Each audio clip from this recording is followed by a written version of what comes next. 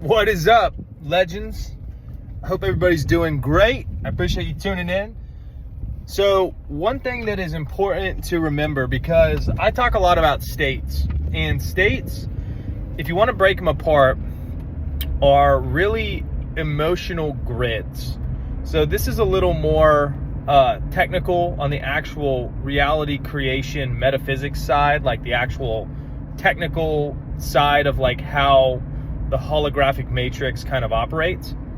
But if you look at a state, what it really is it's categorized by a dominant emotion. So if you think of, wealth, right? What does that feel like? That feels like ease. It feels like prosperity. It feels like ability. It feels like limitlessness. And so when you have those different emotions, right, they fill in what's called an emotional grid.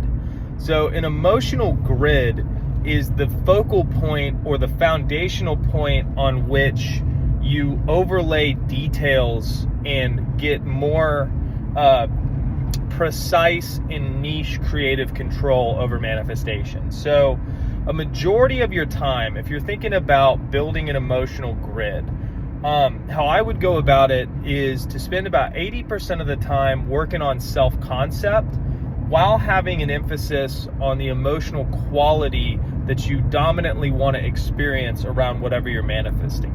So a lot of times when we think about money, we would, want to think about certain amounts. We want to think about how much we want to have, or quantifiable, specific numbers that we think would be pleasing to us. But to invert that and to have a better experience with money, what, in my perspective, I want with money is I want continuous flow to my accounts. I want the ability to receive money with or without taking physical action. And I want to be independent, but feel like I basically have an oxygen or a supply source that's funneled to me at all times to take care of whatever I want, right?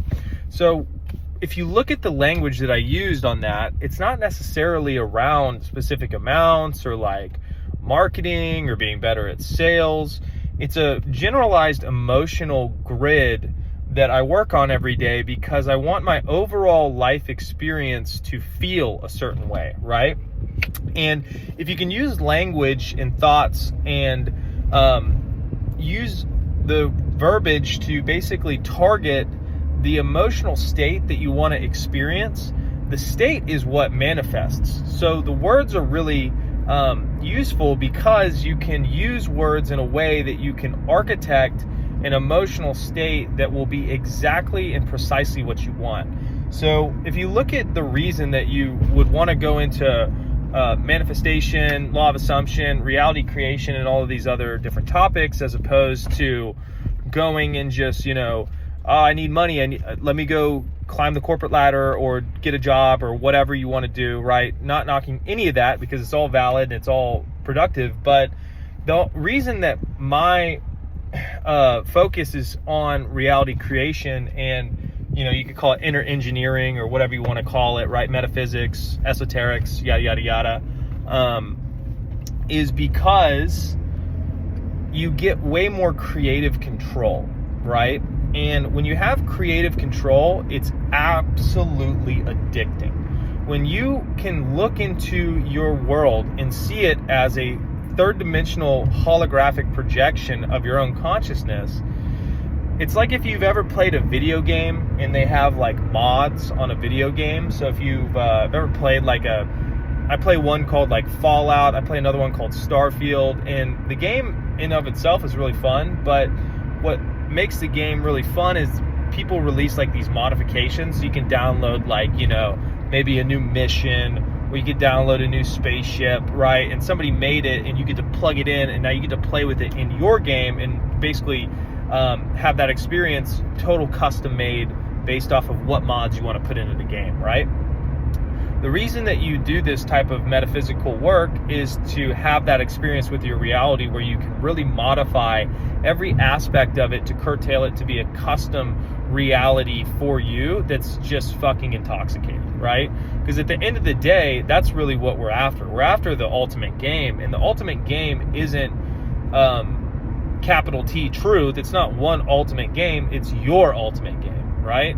How are you going to make your life fucking bonkers, bananas awesome? And the way that you do that is you have to have control over the unseen forces that really leverage reality creation, right? And being able to use those allows you to shape people, places, and circumstances in a way that you just cannot do acting exclusively linearly or exclusively third dimensionally. So when you look at building an emotional grid, what you're really working on is building foundations with your thoughts, with your emotions, with your belief systems that are really powerful, and that they provide really good dominant assumptions of you getting what you want in a way that you want, right? So in order to really create what you want at a macro level and have it really be pleasing, you want to address your assumptions and your big macro beliefs first, right? Like I talked about in the last video, everything is always working out for me. That's a super fucking generalized grid, right? Like you say that and somebody's like, what are you talking about specifically? Like what is working out for you? But that's already, that skeptic mind has invaded that. So you want to draw back and have discipline and be like, it's like if you're trying to get like bigger arms or bigger legs and you work out once, right? Like it definitely has an effect, but if you can get really, really good at that one exercise and you look down 2 weeks later, you look down a month later, you look down 2 months later, the compounding result of that basic exercise is you're fucking jacked, right? So the same thing works for your mind and your assumptions. The more you reorient and don't fight with unwanted things, but just reorient, and reorient just means choosing, which is basically summed up as you have an unwanted manifestation, you're like, oh, that's cool, it's actually like this, right? See how it's not really combative, it's more just choosing, right? You're just like, oh, that's good that there are carrots, I prefer peas, right? It's that type of buffet type scenario where whatever you give your attention to, it just grows. So you don't really fight with anything, you just choose. That's the whole premise of turning the other cheek. You just go, oh cool, that exists, well I am this, right? You just don't really engage with unwanted, you just refocus your mind into what is wanted. And when you build these big generalized emotional grids, they are super fucking magnets. So like everything is always working out for me. It starts to shape your entire reality to hyper focus you into everything is always working out for you. And it just makes you feel fucking invincible after a while. And that invincibility will give you the foundation to really go after what you want. Because the only reason you can't refocus your mind into immediately the wish fulfilled and stay there is because you have these polarizing magnetic forces of unwanted emotion. So the best way to deal with those, right, is number one, you can just suffocate them by just continuously focusing on what you want.